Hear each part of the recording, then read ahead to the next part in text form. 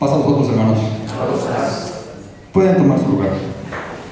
Pues este día, continuando con la temática sobre los puntos doctrinales y reforzando nuestras creencias como cristianos y como Iglesia de Dios del Séptimo Día, pues vamos a revisar los puntos doctrinales número 13 y 14.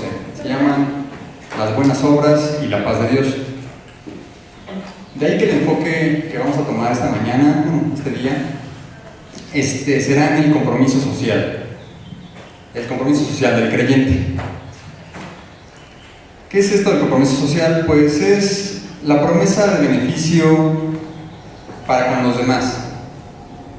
Incluso las organizaciones pues tienen una declaración de algún compromiso social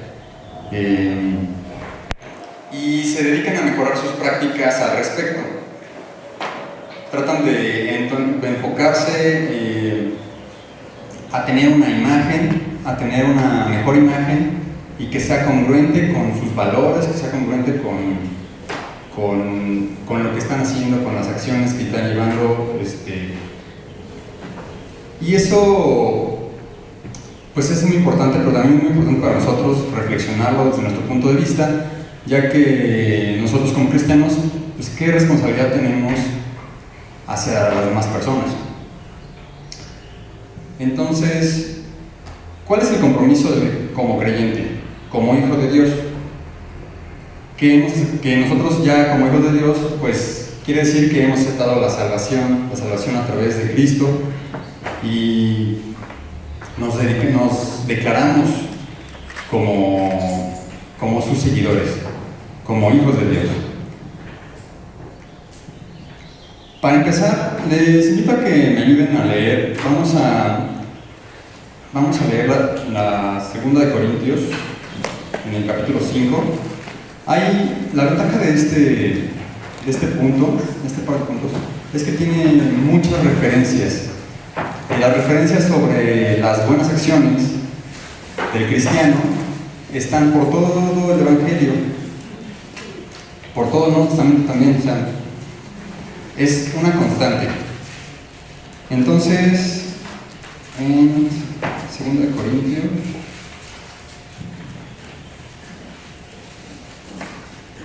capítulo 5, vamos a leer el 17. Dice así: de modo que si alguno está en Cristo, nueva criatura es. Las cosas viejas pasaron, y aquí todas son hechas nuevas. Amén. Nosotros ya somos nuevas criaturas, ya aceptamos la salvación, pero pues esto es como, muy bien, me bauticé, ahora ya soy cristiano, voy a la iglesia, y ¿qué más tengo que hacer, no? Vamos a repasar entonces que las buenas obras son parte de la naturaleza de Dios. La naturaleza de Dios es amor, y se expresa a través del amor, el amor a sus hijos, y este amor a sus hijos, este amor se expresa a través de las buenas obras.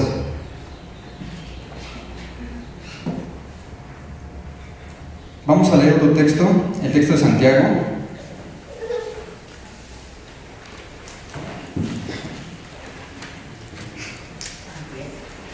Santiago 2, del 14 al 18.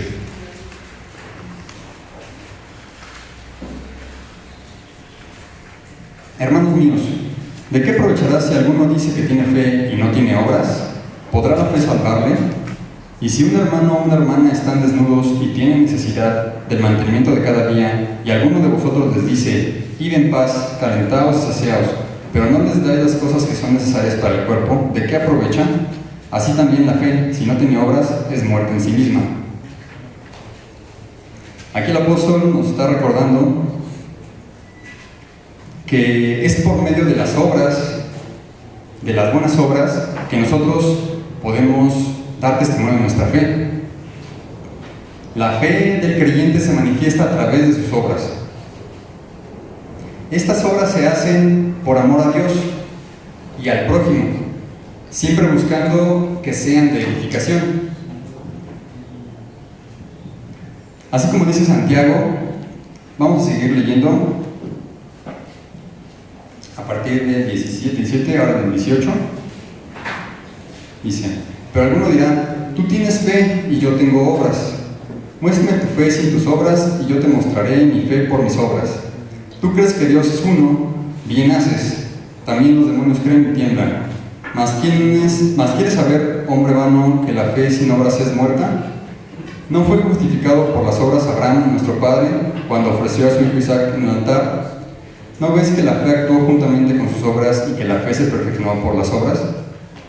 De aquí vamos a tomar este último texto, donde dice que la fe se perfecciona por las obras. Es decir, mientras nuestra declaración de fe puede ser una y puede ser verbal, realmente las obras son las que hablan más fuertes, hablan al respecto de esto, hablan al respecto de nosotros y hablan al respecto de la forma en la que nosotros llevamos esta creencia. Así también dice, se perfecciona, y esta palabra me llama mucho la atención, ya que la perfección o el perfeccionamiento es una acción continua. No se dice es perfecta, sino dice que se perfecciona, y eso quiere decir que sigue ocurriendo. Y eso quiere decir que seguimos necesitando nosotros de hacer obras, buenas obras, para que podamos nosotros perfeccionar nuestra fe, para que podamos nosotros seguir ejercitando esta fe que tenemos en Dios y en la salvación.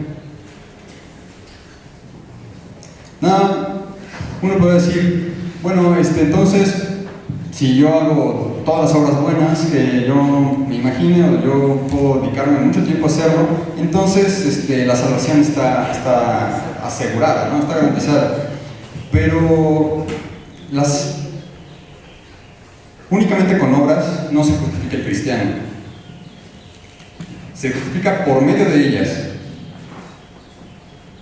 Pero cuando estas se realizan con sabiduría y con amor, es cuando se muestra que vienen de Dios y no vienen del hombre. Entonces tenemos que tener cuidado de que las obras que hagamos no vengan del hombre. Tienen que ser una obra que refleje el amor y la sabiduría de Dios hacia nosotros. En este mismo aspecto, la salvación no será obtenida ni se mantiene solamente con las obras que hagamos, ya que con nuestra condición humana siempre estamos limitados.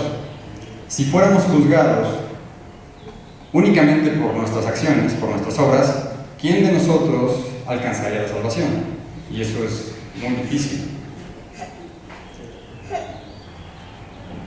Entonces, ¿cuál es este otro componente que hace falta para que podamos comprender que la salvación de Dios se nos ha sido otorgada? No fue por nuestras obras, aunque se nos pide que sí se siga haciendo. Y es sobre todo mediante el perdón y el amor de Dios que tiene hacia sus hijos. Es por este medio que obtenemos la salvación. Él nos trata como a sus hijos, escogidos, nos trata como a sus hijos y nos consiente siempre. Pero no esto nos da oportunidad a menospreciar los mandamientos y hacer esos hijos mal creados, como alguna vez el pueblo de Israel, o en varias ocasiones lo hizo, que se desvió de los deseos, de las enseñanzas y del deseo de Dios, y dejó que se llevara por corrientes que a lo mejor estaba siendo influido. Pero esto Dios dice que también lo hiere, porque el amor de Dios sigue siendo constante.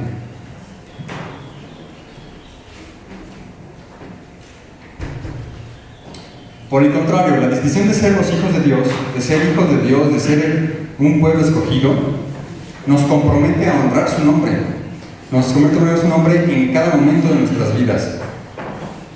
Esto es como algo que repetimos muy constantemente, probablemente cada sábado repitamos, sí, vamos a honrar el nombre de Dios con nuestra vida.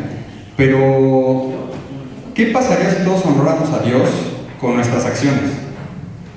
Que cada una de las acciones que nosotros hagamos estemos pensando en que esta acción tiene que honrar a mi Dios. ¿Qué pasaría?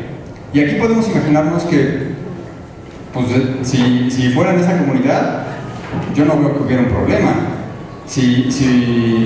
Porque todo va a ser para honra de Dios. Y Dios, en su naturaleza, es amor. Y es amor a sus hijos, a su prójimo. Entonces, todo lo que estemos haciendo va a llevar este camino, va a llevar el camino del amor y el camino de beneficiar al prójimo. Y es aquí donde tenemos que mantener nuestra atención. Vamos a leer otro texto. El texto es Filipenses 2.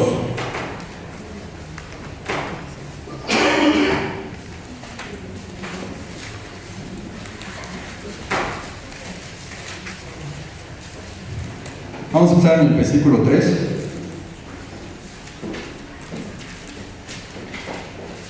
Dice: nada hagáis por contienda o por vanagloria, antes bien con humildad, estimando cada uno a los demás como superiores a él mismo, no mirando cada uno por lo suyo propio, sino cada cual también por lo de los otros. Haya pues en vosotros este sentir que hubo también en Cristo Jesús, el cual, siendo en forma de Dios, no estimó el ser igual a Dios como cosa a que aferrarse, sino que se despojó a sí mismo, tomando forma de siervo, hecho semejante a los hombres, y estando en la condición de hombre, se humilló a sí mismo, haciéndose obediente hasta la muerte y muerte de cruz. Por lo cual Dios también lo exaltó hasta lo sumo, y le dio un nombre que es sobre todo nombre, para que el nombre de Jesús se doble toda rodilla de los que están en los cielos, en la tierra y debajo de la tierra, y toda alma confiese que Jesucristo es el Señor, para gloria del Padre. Amén. Aquí tenemos el ejemplo más grande de todos. El ejemplo es el del Señor Jesucristo. Él, estando a la diestra del Padre, como voluntad decidió hacerse hombre y morir por nosotros. El que era superior no se consideró superior ni quiso imponer su estado, sino que quiso ser como el menor de nosotros, y de esa forma nos amó y nos enseñó. ¿Cuánto más nosotros tenemos que seguir ese ejemplo? Y como dice, no van a gloriarnos nosotros mismos en nuestras propias acciones. Nuestras propias acciones, nuestras obras, tendrían que dar honra y gloria a Dios. El cristiano ahí me parece que es bastante claro. Para el cristiano es bastante claro la forma en la que tiene que hacerlo. Y quizá hasta un poco en el discurso está bastante bien, está muy claro. Pero al momento que nosotros tratamos de aterrizar las cosas en nuestra vida es cuando quizá no tenemos tan clara esa situación, no tenemos tan claro cómo podemos hacerlo o en qué estamos fallando. Podemos decir, yo lo hago la mayor parte del tiempo, yo sí hago buenas obras, pero entonces, ¿qué es lo que me está faltando? Vamos a seguir leyendo este mismo texto de Filipenses, desde el capítulo 13, desde el versículo 13 en el capítulo 2.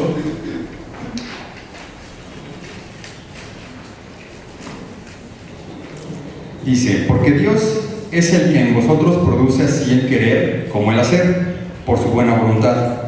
Haced todo sin murmuraciones y contiendas, para que seáis irreprensibles y sencillos, hijos de Dios, sin mancha en medio de una generación maligna y perversa, en medio de la cual resplandecéis como luminares en el mundo, asidos de la palabra de vida, para que en el día de Cristo yo pueda gloriarme de que no he corrido en vano, ni en vano he trabajado. Y aunque sea derramado en libación sobre el sacrificio y servicio de vuestra fe, me gozo y regocijo con todos vosotros, y asimismo gozados y regocijados también vosotros conmigo.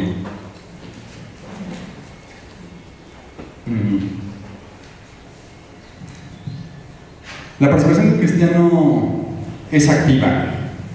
Tiene que ser activa en cada momento de su vida. y en cada acción que realizan. Tiene que hacerse, como dice aquí en el texto, no por contienda ni vanagloria, no para demostrar nada en particular, no para hacernos sentir mejor y ese sea el único caso.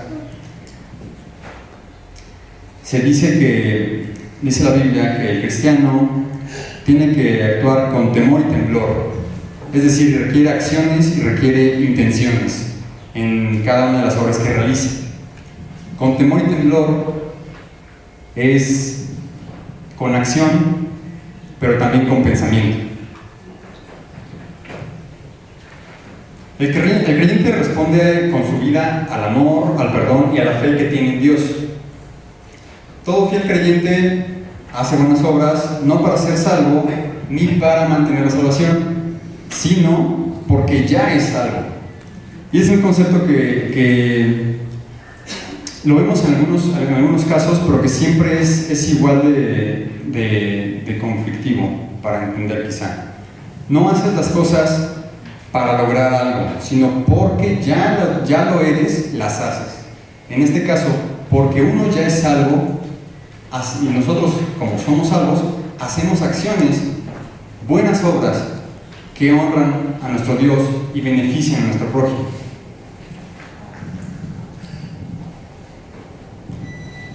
¿Qué es una obra en nuestro entendimiento? Es decir, bueno, pues entonces sí, hablando de buenas obras, yo pienso que una buena obra puede ser, no sé, dar de comer, o quizá regalar algunas cosas, o ir a visitar, o a lo mejor mi entendimiento es que una buena obra en este momento para esa persona es lo que yo creo que le conviene. Y es donde tenemos que tener cuidado, porque siempre que pensemos hacia nosotros, probablemente estemos mal.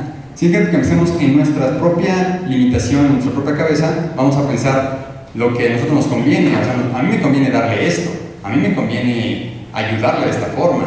Tendríamos que pensar más, ¿qué le conviene más a alguien, a la otra persona? ¿Cómo podemos definir si es una buena obra? Bueno, las buenas obras alegran a Dios, primero, alegran al prójimo y a uno mismo. Es decir, las buenas obras edifican. Y entonces tenemos que buscar un propósito más grande, la edificación general de nuestra sociedad, de nuestros círculos, de nuestra iglesia. La edificación. Y esta edificación tiene mucho que ver con el servicio también, con el servicio que nosotros prestemos, con el servicio que nosotros estemos dispuestos a ofrecer. Es decir, están intrínsecamente relacionadas con el servicio y que podemos hacer al prójimo o al necesitado. Vamos a leer otro texto para apoyar este punto. Ese texto está en Mateo 7.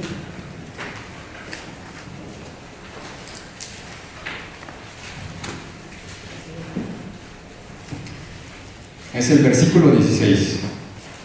Dice: por sus frutos los conoceréis. ¿Acaso se recogen uvas de los espinos o higos de los abrojos? Así todo buen árbol da buenos frutos, pero el árbol malo da frutos malos. No puede el buen árbol dar malos frutos, ni el árbol malo dar buenos frutos. Todo árbol que no da buen fruto es cortado y echado al fuego. Así que por sus frutos los conoceréis.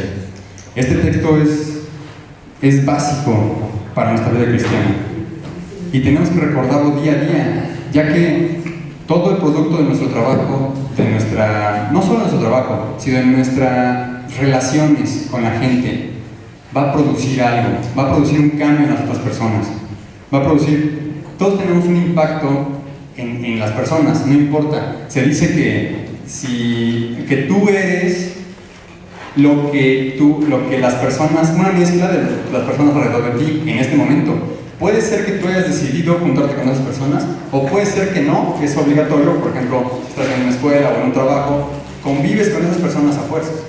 O si tienes que relacionarte con tus vecinos o en el edificio o donde sea, tú eres, a final de cuentas, y después de un corto periodo de tiempo, vas tomando cosas también de ellos. Eso no lo podemos evitar porque somos humanos y somos sociales, y es muy difícil aislarse completamente. Actualmente, incluso estas relaciones que hemos reemplazado de forma física, las hemos exacerbado de forma digital, con los teléfonos, en el Facebook, con todo. De todas maneras, las cosas que tú estás viendo a través de eso con quien estás interactuando te van a influenciar. Eso es muy claro, se ve básicamente, y los mercadólogos se lo saben perfecto. Y es más, si ustedes quieren comprobarlo, alguna vez revise qué anuncios tiene usted en sus redes sociales y qué anuncios tiene alguien más, y van a ver que están perfectamente alineados a sus gustos o a sus intereses, o a los intereses que alguien quiere que usted tenga. Ese es lo que hay que ver. Entonces,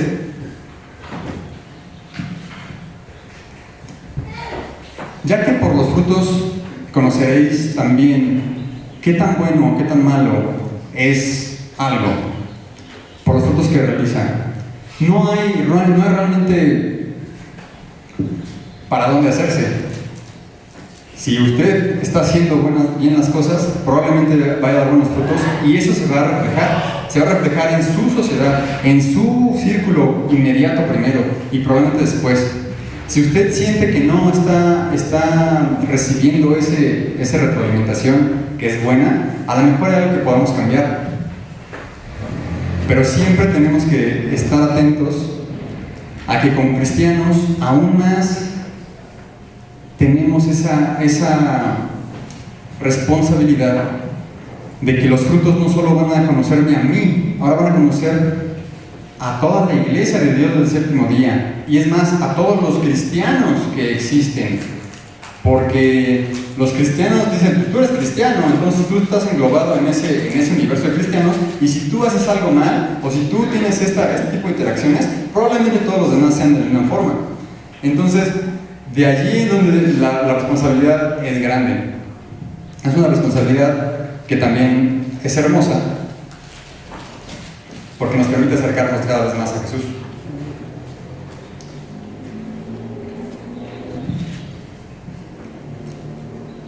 Entonces, ¿cuáles son los riesgos que tenemos en este mundo? Y precisamente ahí está la palabra mundo. La palabra mundo nos lleva a un término que se explica en el punto doctrinal, que es la mundanalidad. Y la mundanalidad es la condición en la que se prefiere dar importancia a la vida de pecado que podemos observar en las conductas de otras personas que viven en el mundo de por sí, ¿no? Es como un poco es claro, ¿no? La vida del mundo difiere, se separa en objetivos de la vida espiritual y de la vida cristiana. Una vez que hemos aceptado a Cristo como nuestro Salvador, el creyente está llamado a rechazar todas las obras que no corresponden a esta condición nueva de ser salvo. Por lo tanto, se encuentra una lucha constante entre el buen testimonio y la presencia recurrente del pecado en la vida. No podemos negar que existe el pecado en la vida. Eso sería pues inocente y sería de hecho bastante malo. No debe desconocerse, se debe estar consciente que aún tenemos esa vulnerabilidad hacia el pecado, porque nuestra condición sigue siendo humana. Y la salvación no será el factor extraordinario que evite que el creyente caiga en el pecado. No por tener esta oportunidad de ser salvos, este beneficio, quiere decir que ya jamás vamos a ser tocados. Eso va a llegar hasta el día en que Dios nos transforme en incorruptibles.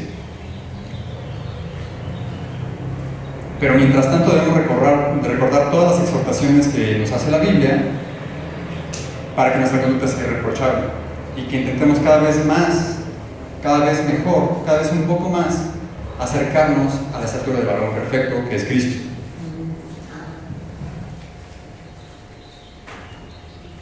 Entonces la mundanalidad se podría definir como los deseos de la carne y de los ojos y los hábitos impuros. Estos deseos de la carne y deseos de los ojos los define como los deseos distorsionados que dominan la voluntad y transgreden los límites establecidos por Dios en la Biblia. Son hábitos que oprimen, degradan y contaminan. Y aquí está la clave. Todo aquello que oprime, que degrada, que contamina, que en su naturaleza o en su consecuencia no es bueno, entonces quiere decir que probablemente esté del lado de un deseo carnal y de un hábito impuro.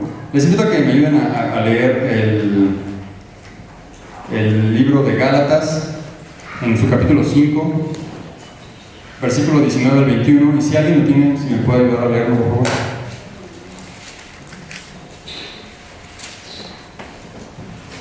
Envidias, homicidios, borracheras, orgías y cosas semejantes a estas, acerca de las cuales os amonesto, como ya os lo he dicho antes, que los que practiquen tales cosas no heredarán el reino de Dios. Y también el texto 1 Corintios 3:16.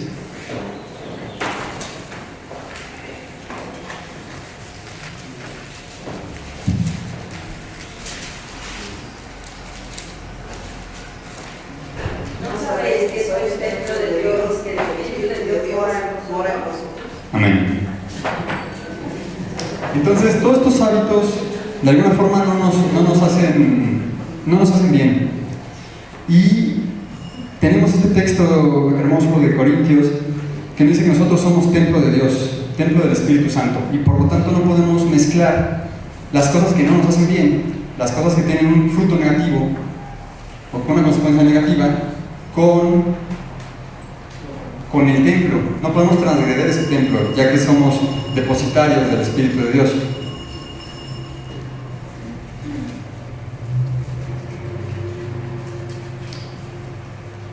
En nuestro esfuerzo por ofrecer un buen testimonio como cristianos, deberíamos, el texto del fundamento nos invita a participar de las actividades, de las reuniones en las que el propósito sea más bien edificante en vez de cualquiera de estos hábitos impuros. Los hábitos impuros, para leerlos, están en 1 Corintios también 6:19.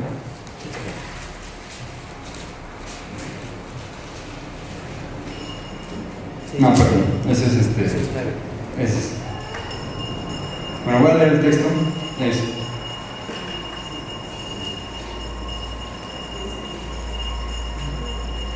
Es un texto similar al otro. Dice: ignorancia a vuestro cuerpo es templo del Espíritu Santo, el cual está en vosotros, el cual tenéis de Dios, y que no sois vuestro, porque habéis sido comprados por precio. Glorificad pues a Dios en vuestro cuerpo y en vuestro espíritu, los cuales son de Dios. No solo el cuerpo o no solo el espíritu, sino ambos tenemos que dedicar a Dios. Y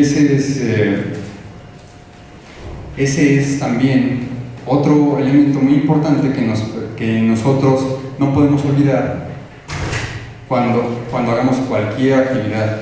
Cuando estemos ejerciendo cualquier actividad, tenemos que preguntarnos si esta actividad también es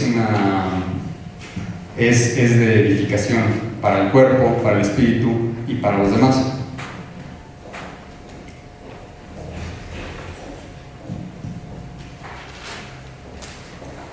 Más adelante vamos a volver a tocar este punto, porque aquí estamos empezando a tocar cómo se nos observa a nosotros como cristianos, y ya hablamos un poco de la responsabilidad que tenemos al respecto.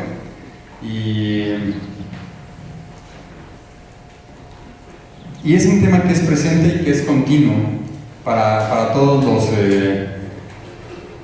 los que queremos también llevar el nombre de Dios cada vez más alto. Otro de los temas en los que tenemos que luchar, que el cristiano tiene que luchar, es la soberbia. La soberbia, jactancia, vanagloria o altivez. En este mundo, la búsqueda de un lugar de privilegio y de poder se considera un valor fundamental. Es por eso que muchos prefieren en el tratar con personas que consideran superiores y de hecho tratan mal a las personas que consideran inferiores. ¿Qué extendida está esta conducta? O sea, la podemos ver prácticamente en todos lados. Y este tema es como, incluso llega un punto en el que si es una persona de poder, una persona que consideramos importante o que tiene recursos que nos gustaría tener, no importa lo que haga, porque está bien, porque nosotros podemos justificarlo ya por eso. En cambio, todo lo que haga las personas que consideramos, y ahí está una trampa, porque las consideramos como diferentes o inferiores, entonces está mal. Esto tiene muchas implicaciones.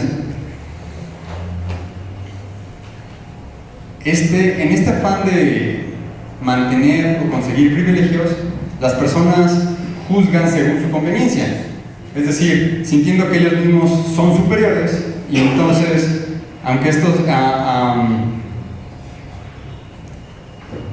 sea una falsedad, o sea, no por sentirte superior quiere decir que lo seas, es una mentira que se sustenta y se refuerza cada vez. Entonces es una mentira que mucho de la sociedad, muchos de los mensajes que recibimos la tratan de mantener. Y, por ejemplo, esto es una mentira sustentada en el desprecio al otro, en despreciar al otro. Esto es totalmente contrario a la enseñanza del mandato de Dios y Dios lo condena. Un ejemplo de esto es, por ejemplo, en estas pasadas elecciones, y generalmente también podemos verlo en políticas alrededor del mundo. Los que son aparentemente, porque tampoco puedo decirlo, pero son seguidores de cierta corriente política, tienden a despreciar a los de la otra y entonces empiezan a segregarse, a empezar a haber segregación entre lo que sería el mismo pueblo. Y entonces ya esa segregación empieza a tomar tintes de clasismo, de racismo, de aspectos que son quizá ajenos a lo que era originalmente, pero que nos acomoda porque si yo puedo crear una diferencia con el otro, esto es claro en la historia de Estados Unidos. La historia de Estados Unidos es básicamente la historia de la segregación. Siempre han segregado a alguien. Primero a los indios, luego a los negros, ahora a los chinos, a los italianos, a los irlandeses, a los hispanos, a todos. ¿Por qué? Porque quieren mantener esa posición de privilegio. La posición de privilegio solo pueden mantenerla si realmente fueran buenas personas, todos. Pero la forma más fácil, la forma que les conviene más, es despreciando a la otra persona.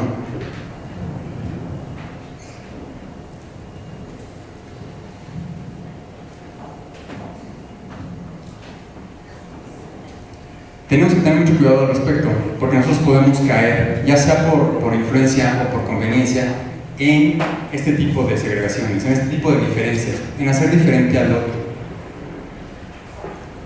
Cristo en sus ejemplos, sobre todo, siempre vio por el pobre, siempre vio por el que tenía menos, porque estaba más desprotegido, y despreció a los que tenían el poder, porque en su enseñanza nos enseña también a hacer lo mismo, nos enseña a ver por los necesitados y a fomentar un estado en el que todos podemos relacionarnos en el mismo nivel, con las mismas oportunidades y con el mismo respeto y con el mismo que sería amor, porque todos somos el prójimo, todos somos parte de este reino que queremos lograr. Entonces, tenemos dentro de de la parte de la mundanalidad que tenemos que cuidarnos para cuidar que nuestras obras no se vayan enfocadas a esto, nuestras obras y nuestro actuar diario como cristianos.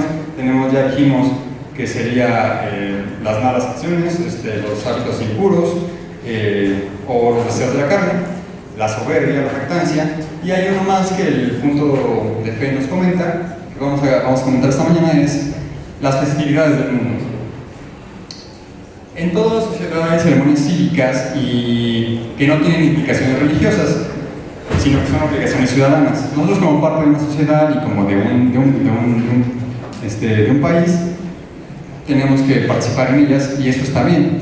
Sin embargo, hay otras ceremonias con origen o contenido idolátrico en las cuales no debemos participar, ya que su origen tiene un contenido que es contrario a los deseos, a las enseñanzas de Dios.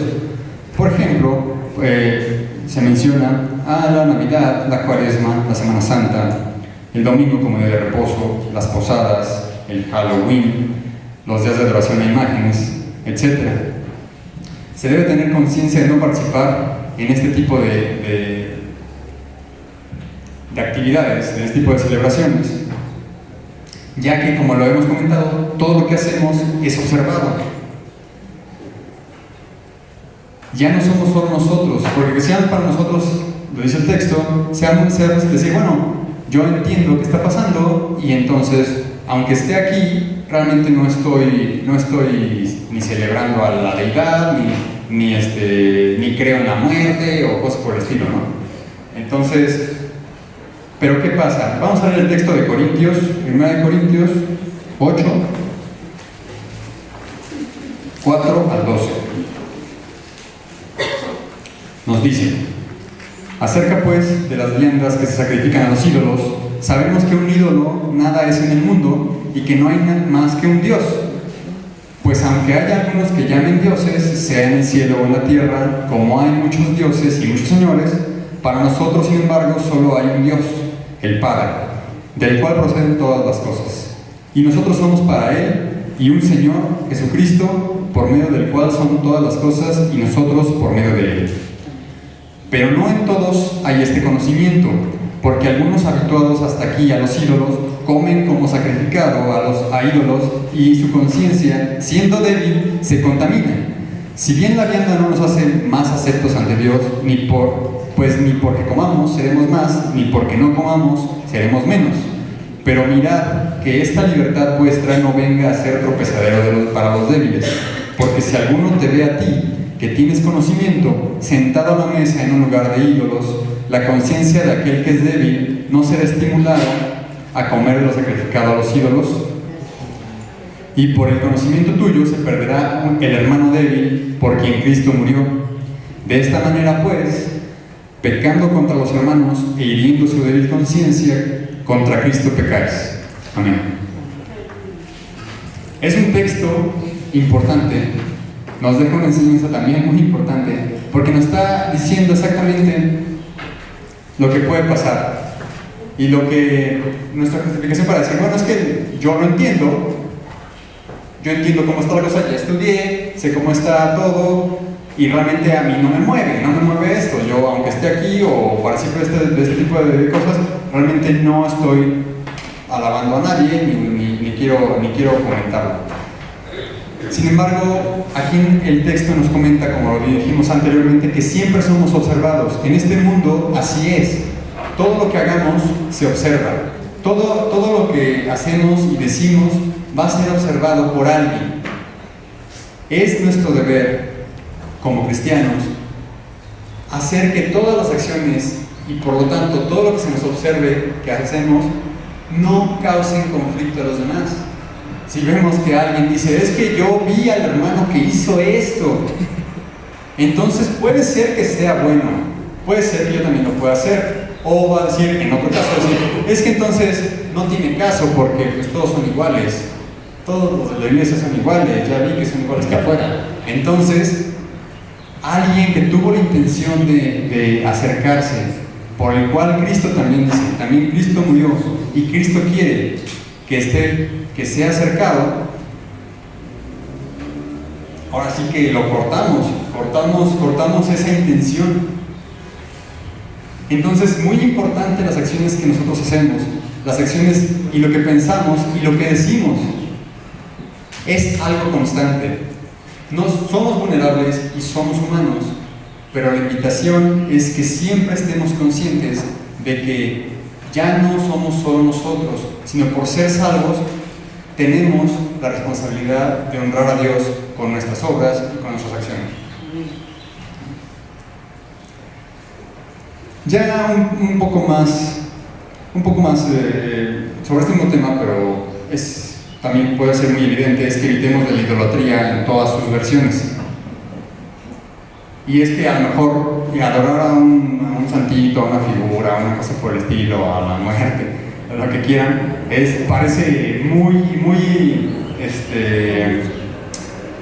evidente, ¿no? Hasta así, demasiado fácil de detectar. Sin embargo, la idolatría tiene muchas otras versiones. La idolatría se puede manifestar en forma de egoísmo, de amor al dinero, amor al poder, cualquier cosa material o inmaterial que se convierta en el principal ocupación y preocupación de uno. Nadie puede servir a dos amos, nadie puede servir a dos señores. Y si nosotros, pensando que podemos hacerlo, dice el texto, nosotros nos estamos sintiendo acaso más que Dios, más poderosos que Dios, creemos que podemos engañarlo. Y la respuesta es no lo hagan. Entonces, tenemos que detectar hacia nuestra propia actitud qué está tomando más de lo que debería tomar de mi vida, a qué le estoy dedicando mucha preocupación, mucha ocupación, y que se está convirtiendo en uno de mis dioses. Algo que deseo, de que no me importa cómo, pero lo voy a conseguir. Este tipo de pensamientos son muy negativos.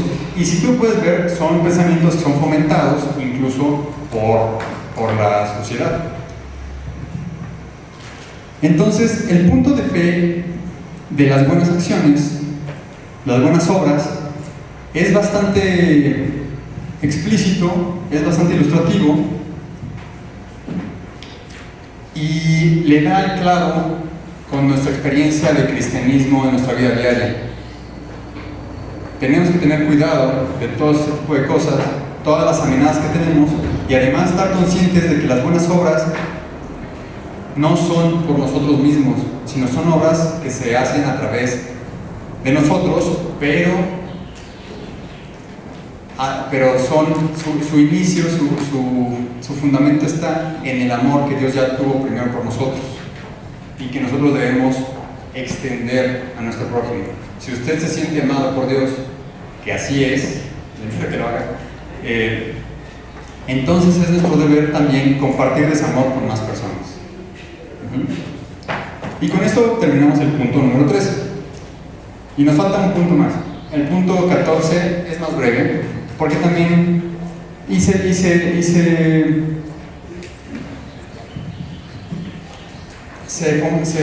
refuerza. El punto 14 dice la paz de Dios. Entonces, ¿qué es la paz de Dios? Se define como el estado de bienestar abundante basado en la comunión con Dios. Abarca o incluye todos los aspectos del creyente, de sus relaciones. Los creyentes deben ser portadores de esa paz, de reconciliación y armonía con el prójimo y con la creación. Deben oponerse a la violencia en cualquiera de sus manifestaciones. Jesucristo es el ejemplo que tenemos, y por medio de él es que nosotros encontramos la paz. El creyente está llamado a construir esta paz en cualquiera de los ambientes en donde esté, de fomentar la paz con su prójimo, de evitar las disputas, de evitar la violencia. Y hay algunos aspectos que podemos analizar un poco más al respecto de este tema. Puede decir, no, pues sí, yo no soy violento, yo soy tranquilo, entonces la paz de Dios la cumplo bien, ¿no? Pero vamos a ver cómo el creyente está llamado a construir la paz. Uno de los aspectos, por ejemplo, en el que me gusta que el fundamento doctrinal y este punto lo haya mencionado, es que somos portadores, somos embajadores de esta paz. Y una de estas partes es a través del saludo. El saludo que Jesús dejó a sus discípulos, nos dejó a todos nosotros, es promotor de esta paz. El saludo que conservamos nosotros, que decimos paz a vosotros, paz a ti, que la paz del Señor esté contigo, expresa el deseo de bendecir al prójimo. Desde el primer momento expresa este deseo y fomenta la transición de cualquiera de las preocupaciones del otro que te hubiera traído en ese momento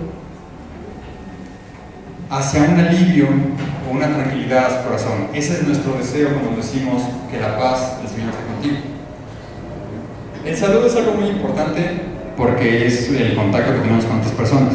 Ya saben qué significa que demos la mano derecha, y significaba que no estábamos armados y que nos presentábamos abiertamente hacia el otro. Por eso damos la mano, por eso no te escondes la mano ni nada. El otro debe dar la mano de esta forma, y por eso hasta el apretón es importante en algunas culturas. Qué tan bien aprietes es qué tan franco eres en tus sentimientos, qué tan franco eres en tus acciones. Alguien que aprieta como así como muy guango, quiere decir que a lo mejor no es seguro, o que a lo mejor no está siendo veraz, o sea, que a lo mejor estás escondiendo algo. Entonces, así de importante es el saludo, y así de importante es para nosotros seguir saludándonos con la paz. Llegar y decir paz a vos, paz a ti, quiere decir que nosotros seguimos preocupándonos porque la paz de Dios se mantenga contigo. Seguimos bendiciendo a nuestros interlocutores, a nuestras personas con las que estamos. Las seguimos bendiciendo cada vez que nosotros las saludamos. Esa es una forma en la que nosotros podemos ser y seguir siendo estos embajadores de la paz de Dios.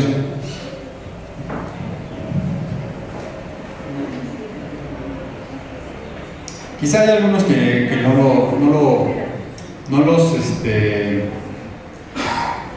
lo entiendan, y prácticamente yo creo que es eso. Las rebeliones de algunos que dicen, no, yo ya no voy a decir paz a vos porque eso es un formalismo, es porque no entienden cuál es el trasfondo de eso, qué tan más allá, y probablemente no lo hagan. Y ahora yo le invito a que no lo haga como un formalismo, y que no lo haga solo como hablar y decir, sí, pasamos. Tiene que hacerlo también con esa intención. Hay una técnica, es una técnica que se usa como para grupos, en la industria incluso y todo así, que se trata de que llegan en un grupo de personas que van a trabajar juntos, y como 5 minutos se dedican a verse, hasta un punto en el que dice alguien que es como muy bueno, trata de ver a una persona y dice, te veo, dice, ya te veo, ya conozco, ya entiendo en qué punto estás, qué es lo que te está pasando y cómo vas a poder interactuar conmigo en este momento. Estas técnicas poco conocidas, de hecho no me acuerdo cómo se llama, pero lo investigo. Pero es una técnica que a mí me llama mucho la atención, porque precisamente te veo es algo que nosotros debemos hacer. Necesitamos ver a la persona desde el principio, no solo caminar como caballos y así, o no ver más allá de nuestra nariz. Ver a la persona y desearle algo que es mejor, desearle la paz. Si nosotros vemos que la persona no está bien, podemos, además de desearle la paz, quizá ayudarla de otra forma.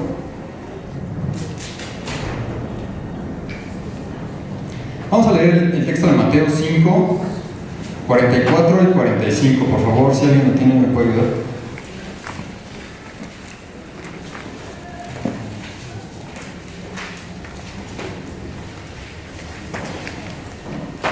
Pero yo os digo, amad a vuestros enemigos, bendecid a los que os maldicen, haced bien a los que os aborrecen, y orad por los que os ultrajan y os persiguen, para que seáis hijos de vuestro Padre que está en los cielos, que hace salir su sol sobre malos y buenos, y hace llover sobre justos y injustos. Amén.